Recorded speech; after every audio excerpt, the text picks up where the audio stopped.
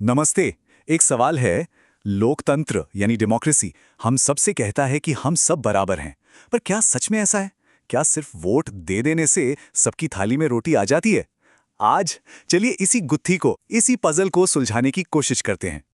तो आज हम क्या क्या बात करने वाले हैं। सबसे पहले हम डेमोक्रेसी के उस सुंदर से वादे को समझेंगे कि सबको समानता मिलेगी। फिर हम थोड़े नंबर्स देखेंगे, असलियत में झांककर देखेंगे कि जमीन पर सच्चाई क्या है। उसके बाद हम ये भी जानने की कोशिश करेंगे कि भाई ये फर्क इतना ज्यादा क्यों है। और फिर उम्मीद की बात करेंगे कि डेमोक्रेसी में ही इसे बदलने के रास्ते क्या हैं। और आखिर में एक बहुत ही पावरफुल कार्टून के जरिए हम उन लोगों की कहानी समझेंगे जिनकी आवाज। तो शुरू करते हैं सेक्शन 1 से। डेमोक्रेसीज प्रॉमिस ऑफ इक्वालिटी, मतलब लोकतंत्र का समानता का वादा। इसकी सबसे बुनियादी बात क्या है? 1 पर्सन 1 वोट 1 वॉइस, यानी एक इंसान एक वोट और उस वोट की कीमत एक।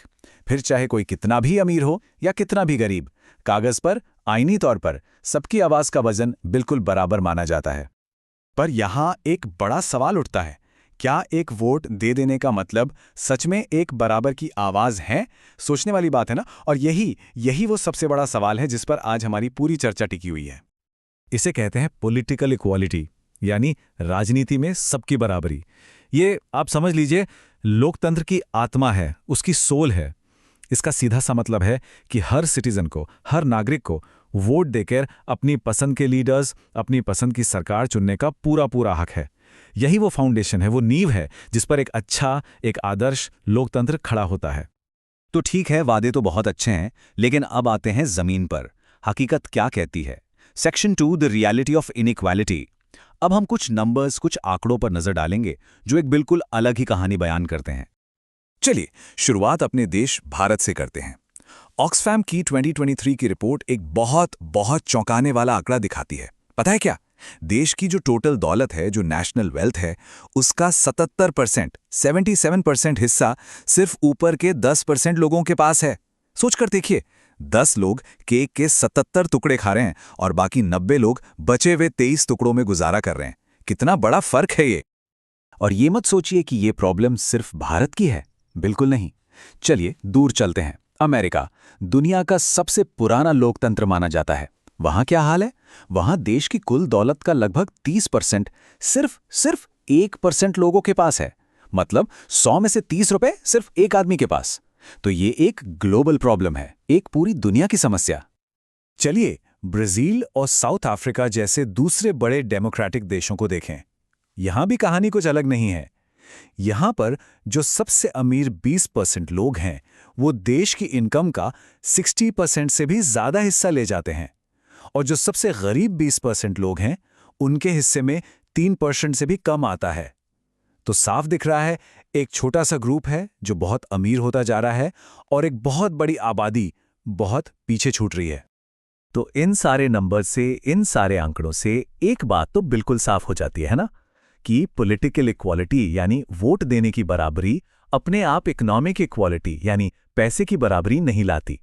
बस वोट दे देना इस बात की गारंटी नहीं है कि देश की दौलत सब में बराबर बटेगी। तो अब सवाल ये उठता है कि आखिर ऐसा होता क्यों है? ये इतनी गहरी खाई, इतना बड़ा गैप बना क्यों रहता है? चलिए सेक्शन 3 में इसके पीछे के कारणों को, इसके रीजंस को समझने की कोशिश करते हैं। इसके पीछे कई बड़े कारण हैं। चलिए 4 मुख्य कारणों को एक एक करके समझते हैं। सबसे पहला, कॉन्सेंट्रेशन ऑफ वेल्थ। मतलब जब पैसा कुछ ही लोगों के हाथों में इकट्ठा हो जाता है तो उनके पास बहुत पावर आ जाती है। वो लोग सरकारी फैसलों को, पॉलिसीज को अपने फायदे के लिए असर डाल सकते हैं। दूसरा कारण, अनइक्वल एक्सेस। मतलब सबको बराबर मौके नहीं मिलते। गरीबों को अच्छी एजुकेशन, अच्छा हेल्थ केयर, अच्छी नौकरियों के मौके आसानी से नहीं मिल पाते, जिसके कारण वो उस गरीबी के चक्कर से निकल ही नहीं पाते। तीसरा, वीक पॉलिसी इंप्लीमेंटेशन। मतलब सरकारी योजनाओं का ठीक से लागू ना होना। सरकार कागज पर तो बहुत अच्छी अच्छी स्कीम्स बनाती है, पर जब तक वो असली जरूरतमंद तक पहुंचती है, बीच में कहीं खो जाती है। और चौथा, ग्लोबल डिपेंडेंस। कई गरीब देश अमीर देशों से मिलने वाली मदद और उनके साथ ट्रेड पर इतना निर्भर हो जाते हैं कि वो अपने देश के लिए आजादी से बड़े फैसले ले ही नहीं पाते। लेकिन हर समस्या के साथ उसका समाधान भी होता है। तो इस निराशा के बीच उम्मीद की रोशनी भी है। अब सेक्शन 4 में हम देखेंगे कि डेमोक्रेसी खुद ही हमें कुछ ऐसे टूल्स, ऐसे हथियार देता है जिससे इस असमानता से लड़ा जा सकता है। देखिए, लोकतंत्र सिर्फ प्रॉब्लम नहीं है, लोकतंत्र ही सल्यूशन भी है। और इसका एक जोरदार एग्जाम्पल है भारत का MGNREGA। ये 2005 में आया था। ये कोई आम सरकारी स्कीम नहीं है, ये एक कानून है, एक अधिकार है। ये कानून गांव में रहने वाले हर परिवार को साल में 100 दिन के काम की गारंटी देता है। और इसका असर, इसका इम्पैक्ट देखिए जमीन पर। इस एक कानून ने भारत के 8 करोड़, जी हाँ, 8 करोड़ से ज्यादा परिवारों को आर्थिक सुरक्षा दी है, उन्हें एक सहारा दिया है। ये इस बात का जिंदा सबूत है कि जब लोग अपनी आवाज उठाते हैं, जब सरकारें काम करती हैं, तो डेमोक्रेसी में बदलाव आता है। एक और ऐसा ही कमाल का एग्जाम्पल देखते हैं ब्राजील से। वहां एक प्रोग्राम चला जिसका नाम था बोल्सा फैमिलिया। इसका आइडिया बहुत ही सिंपल और पावरफुल था। सरकार ने क्या किया, सीधे गरीब परिवारों के बैंक अकाउंट में पैसा डाला। इसे कहते हैं डायरेक्ट कैश ट्रांसफर, ताकि वो लोग ये पैसा अपने बच्चों की पढ़ाई, उनके खाने पीने, उनकी सेहत पर खर्च कर सकें। और इसका नतीजा क्या हुआ? इस एक प्रोग्राम ने 3.6 करोड़ से ज्यादा परिवारों को सहारा दिया और ब्राजील में जो एक्सट्रीम पॉवर्टी थी, जो भयंकर गरीबी थी, उसको काफी हद तक कम कर दिया। तो ये दिखाता है कि जब सही नीयत से काम किया जाए तो डेमोक्रेसी में बड़े बदलाव लाना बिल्कुल मुमकिन है। अब हम आते हैं इस पूरी चर्चा के सबसे दिल को छू लेने वाले हिस्से पर। सेक्शन 5, द अनहर्ड मेजॉरिटी, यानी वो बहुसंख्या, वो मेजॉरिटी जिनकी आवाज सुनी नहीं जाती। इस बात को समझाने के लिए कभी कभी 1000 शब्द भी कम पड़ जाते हैं, लेकिन एक तस्वीर, एक कार्टून पूरी कहानी कह जाता है। जरा इस कार्टून को ध्यान से देखिए। इसका टाइटल है वॉइस ऑफ द पुअर। ये अपने आप में एक पूरी किताब है। बिना एक भी शब्द बोले ये कार्टून हमें डेमोक्रेसी और उसमें छिपी असमानता की पूरी कहानी सुना रहा है। चलिए इसको आराम से धीरे धीरे डिकोड करते हैं, इसके मतलब को समझते हैं। सबसे पहले उसके कपड़ों पर नजर डालिए। जगह जगह से फटे हुए, पैबंद लगे हुए, पैच्ड क्लोथ्स। ये क्या दिखाते हैं?